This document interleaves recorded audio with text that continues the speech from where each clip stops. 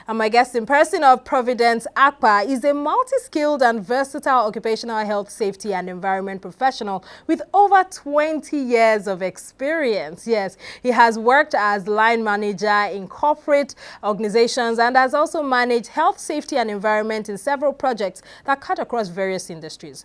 Providence is very passionate about preservation as well as improving the environment in, consonant with sustainable development goals, occupational health and safety in the workplace. Now, thank you very much for being my guest this morning.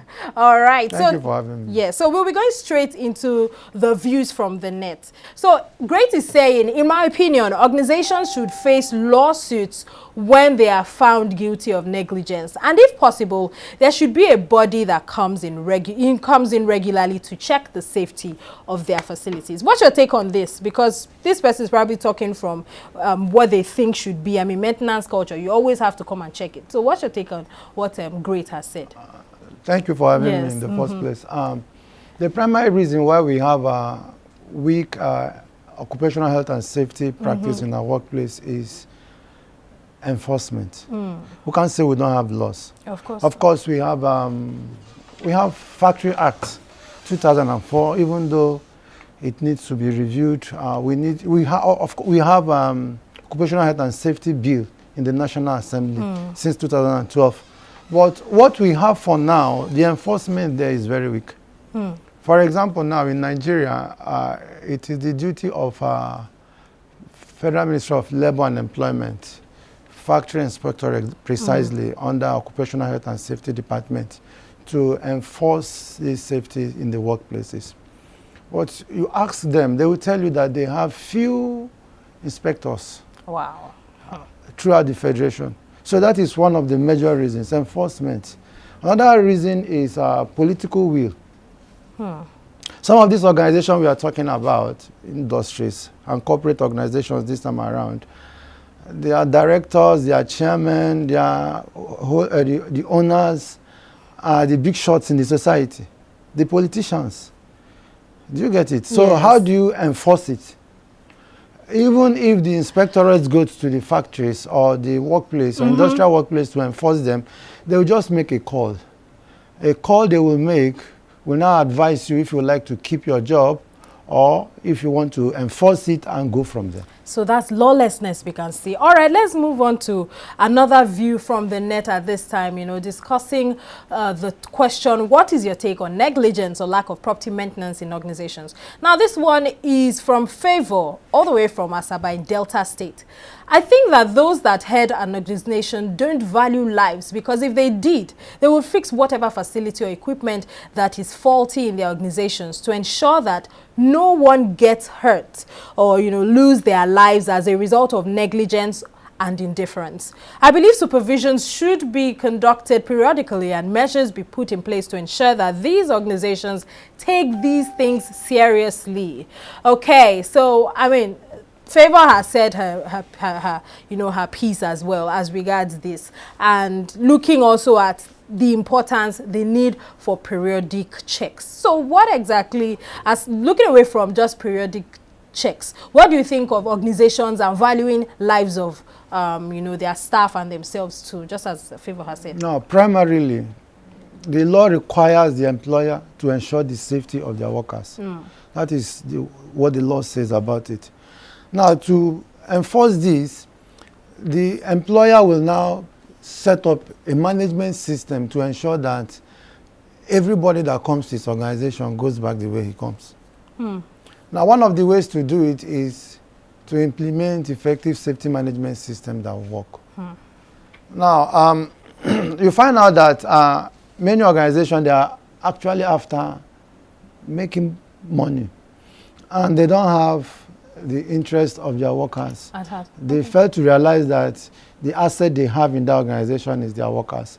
So any organization that values their workers and that wants to secure the life and the property of their organization will set up a policy. That's what we call safety culture. And under safety culture, we have what is called organizational culture. Organizational culture is how we do things here.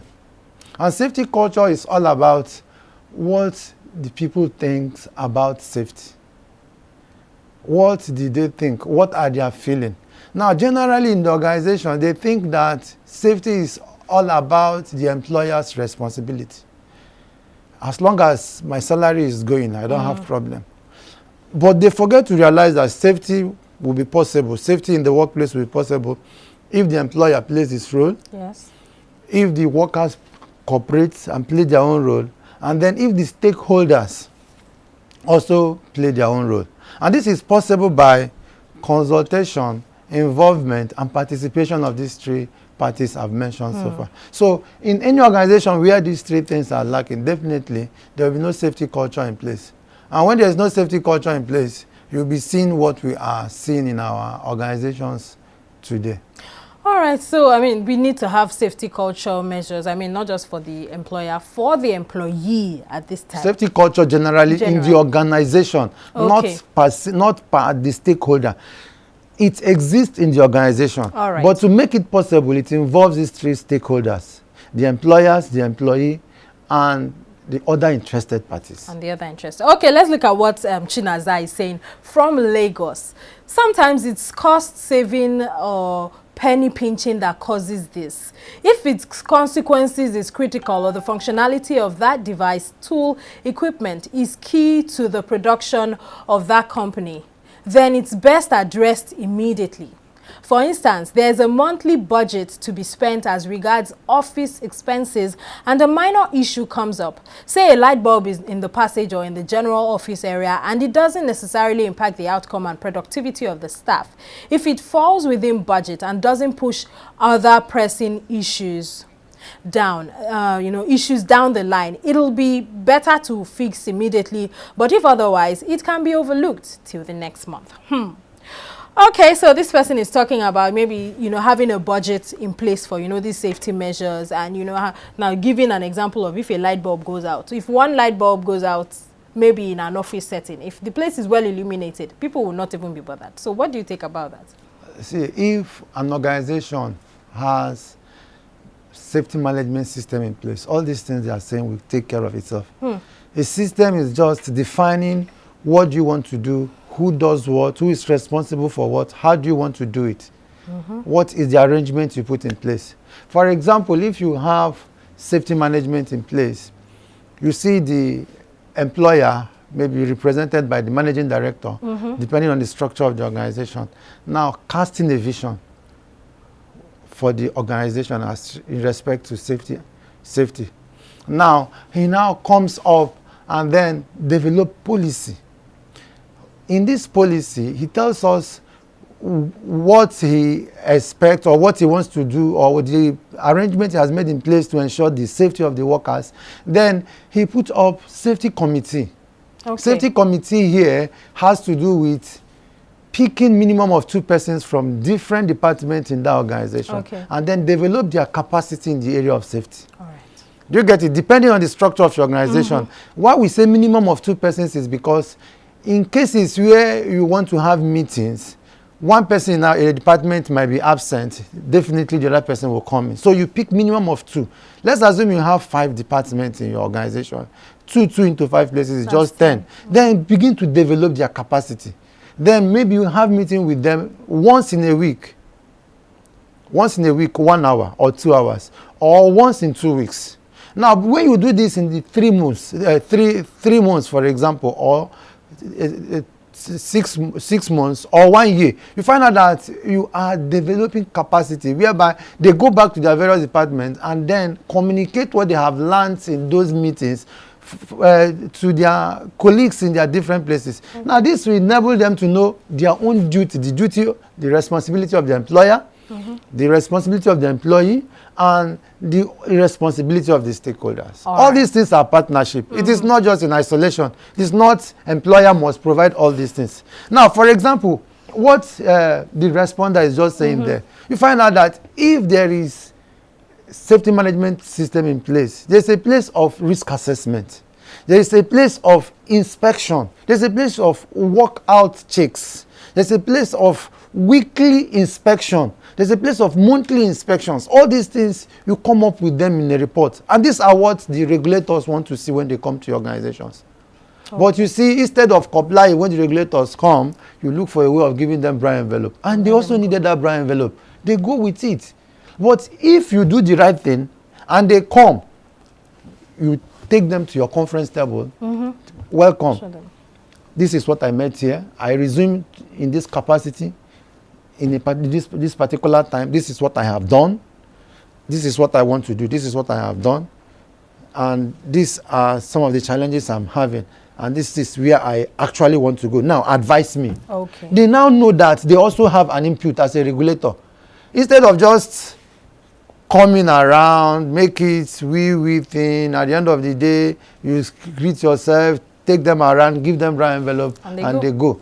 The thing remains. All right. It is very surprising that people or a company would spend thousands and millions to buy equipment, but then they don't spend, or earmark monies to ensure that these equipment last them for, for as long as it should by maintaining them. What exactly is the reason? Why exactly is that the mindset of many organizations? In workplace occupational health and safety, we emphasize primarily on protection of life, number one. Then you now talk about property. Okay. And you now talk about environment. You talk about life, you talk about environment, you talk about property, you talk about reputation. These are the four emphases, not just property. Now, to address these four things, it is what I have been saying. Develop effective safety management system. We don't have it in our organization. Safety management system is not just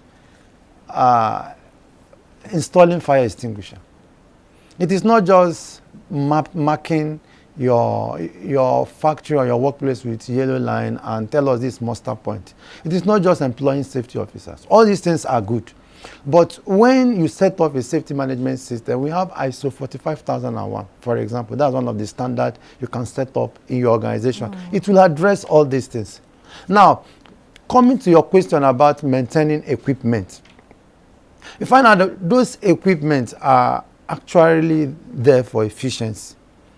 And to be frank, the cost of maintaining them is very, very expensive. And equipments like lifts and other major infrastructures you find in the workplace requires high technical competence to fix them or to maintain them, and they are very expensive. And we have few of them in our climb. If it is in developed country, where we have many of them. Some of these people that take care of this equipment are actually brought in from abroad. Few that are trained there, of course, Japa syndrome, when they finish, they remain there. Do you get it? But the truth is that every organization try as much as they can to fix it. But I will not fail to remark that most organizations have their own peculiar challenge. It could be administrative bottleneck. It could be office politics. Do you get it? It could be the structure they met there. It could be, for example, government facility. They have their own peculiar structure. And they have, but if it is in average workplace, corporate organization, the law requires that the managing director is the sole responsible person in that organization. And he has the duty of employing responsible personnel that he will hold accountable to ensuring maintenance and overseeing the supervision of all this infrastructure we are talking about. For example, we should have HSE manager, we should have facility managers. And you look at this organization, we don't have them. And some people that we have there, they are not qualified. They are not qualified. Yep. What are the requisite qualifications for HSE manager or facility manager? Because I'm the MD of XYZ company and I have a younger brother, a cousin, or a niece or whatever that is looking for a job, and for me it's an opportunity to give him that responsibility without going through the relevant training. All right. And he may not know what he's supposed to do. That's where we see some of these problems. Okay, so HSE managers and facility managers, do they have different roles? Yeah. So that means in a company, it's ideal for you to have both. But can one actually have just an HSE professional and just, without a facility manager? Would that actually suffice? Now, let me advise that it depends on the structure and the size of your organization. So that you go into so you not go into what you cannot be able to sustain. Look at what you can afford and engage professionals to advise you accordingly. For example, if you have a sizable organization, say 10 to 20, or 30 employers, or 50 as the case may be, it's advisable you develop a structure whereby, depending on the size of the facility, you can employ facility manager that will take care of the facility so as to preserve the lifespan of the facility. Generally in Nigeria, we have this poor maintenance culture. If you go to government facilities, we have that problem, whether federal or state, we have that challenge. Now, to talk of a sizable workplace now, you can now employ safety manager or safety officer. What are their duties? To ensure the safety of workers. Number one, to ensure their safety. We're not talking about, that is, we want to prevent accidents from happening. We want to ensure that they did not sustain injury, whether by tear and wears, or by impartation, or by being exposed by virtue of the job they are doing. That is the job of that safety manager. Okay. And he will also help you to ensure there is arrangement in place in case of emergency. Is that okay? There's emergency arrangement.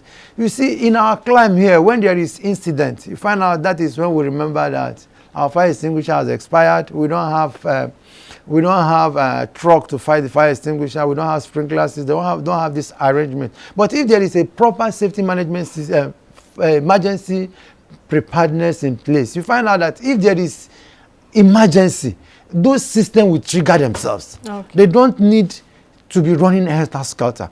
Now, for a safety professional you employ there, the goal is accidents should not happen. That is the essence of risk assessment.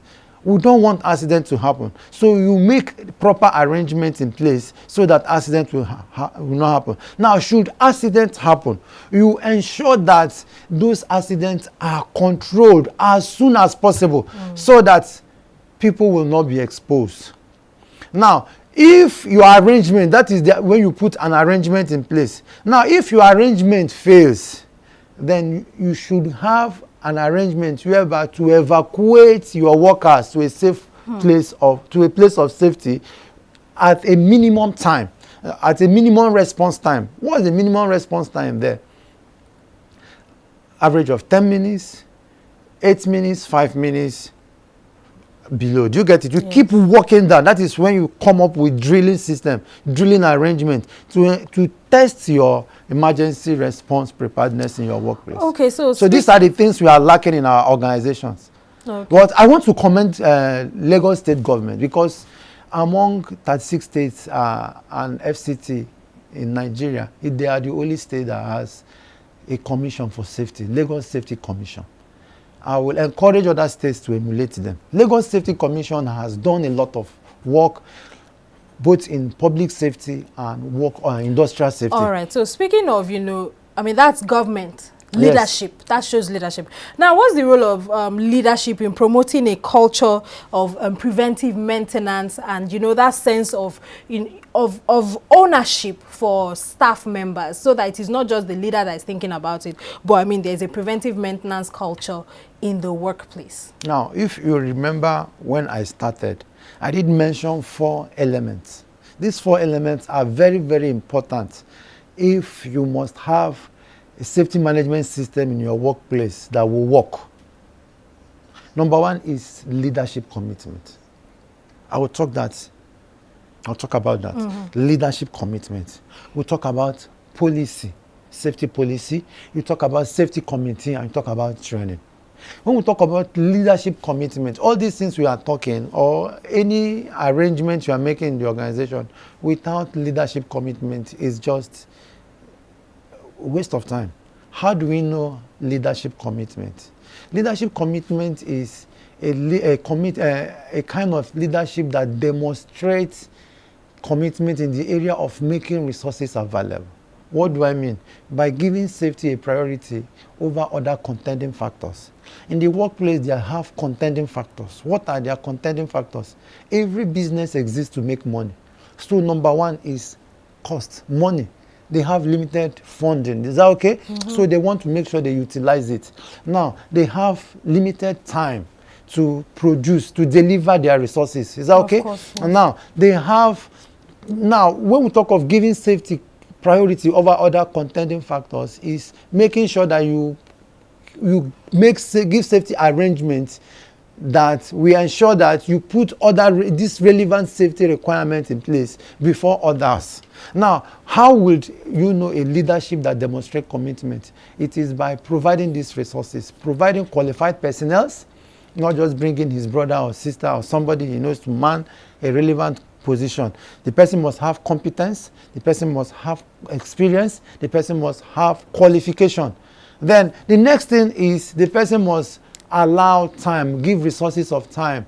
Sometimes in organization, they don't allow safety to practice. They tell you that they are lack of time, they are short of time. So he must allow time. So, and he must demonstrate exemplary leadership, making himself available and then walk the talk. This is how you can demonstrate leadership. And when you put this thing in place, it will motivate your workers to cooperate with you in the arrangement you have placed. The next thing there is policy. The policy, safety policy there will tell us what are the arrangements you have made in place, what is your plan, what is your philosophy about the safety of your workers. You put it there in paper. What are the arrangements you have put in place? What are the emergency preparedness in place? Is that okay? Do you have fire extinguishers? Do you have trained personnel to handle them? Who is responsible for what? What would average person or average worker or average visitor or a stakeholder in your organization do should there be emergency? They should know all these things. Okay. Now, the next one is safety committee. I've talked about it. And the last one, the fourth item there is training. Very, very important. You have to invest in training. What kind of training? We have safety orientation. Safety orientation is given to people that are coming to your organization newly, new employees. Of course, we have recorded many incidents in the country, in our various organizations, where people that resumed to the workplace, the first day they resumed, they died. Wow. Because they were not administered the right safety orientation. So you have to give them safety training. So the next people you need to train again are your workers. Let them change their perception about safety. All right, so I mean, I have to cut you there. Changing perception about safety. Now, in situations where there is some kind of resistance, whether from employers, because some employees will come up and say, where I worked before, there were safety measures. Please, can we imbibe that here? Or maybe management is trying to instill that in the staff. When there is a resistance, whether from employers or management, what can one do in that situation? Quickly. Remember, I talked about organizational culture. I said it means how we do things here. Probably when you resume to this particular place you are working now, you came with innovations, new idea. You got some resistance. We don't do it here. This is how we do it here. It is everywhere. Now, it is the work of the management to put a system in place that will inform, that will sell his ideas about safety. Now, that is the reason why it is good for every organization to employ safety officer or safety manager, depending on his capacity. What is the job of a safety manager? To market safety. Safety is just like a product. You market it to your employees. You sell it to them. Let them know why they should be safe. Let them know that they are here to add value, but they should also remember that they have dependents at home. That if anything should happen to them here, it is a chain reaction.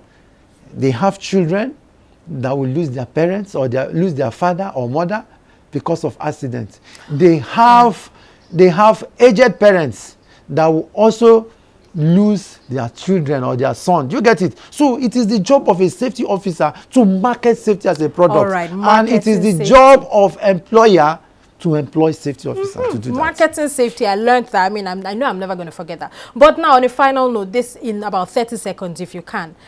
The economy is going through a whole lot, and business owners are suffering from it. How can a business owner now have the mindset of safety and, make it a part of, their organization with this economic hardship that is ongoing, to ensure that, you know, maintenance culture is there while also not, you know, breaking the bank? Now, let me tell you the truth. As a businessman, you want to make money, give safety a priority. As a business owner, you want to save money, give safety a priority. Do you get it? Now, when you prioritize safety, you realize that you are saving cost. Now, incident just happened last week. You remember? Yes. Somebody died. We lost a medical doctor. Is that okay? Now, can I ask you, what do you think is the cost of a life? How much do you think will be given to somebody or a worker to lose his life? You can't pay for a life. Now, when accident happens, a lot of things goes wrong. Number one, if there is fatality, that's if there is loss of life, we have lost the person. The person cannot come back to life. Number two, how can you pay for the emotional pains you have inflicted to the family of the deceased? The person that even incur sustained injury in the workplace, how can you pay for that pains that is going through? It is true that the organization can pay medical bills. It is true that the organizations can pay compensation. But what about the indirect cost?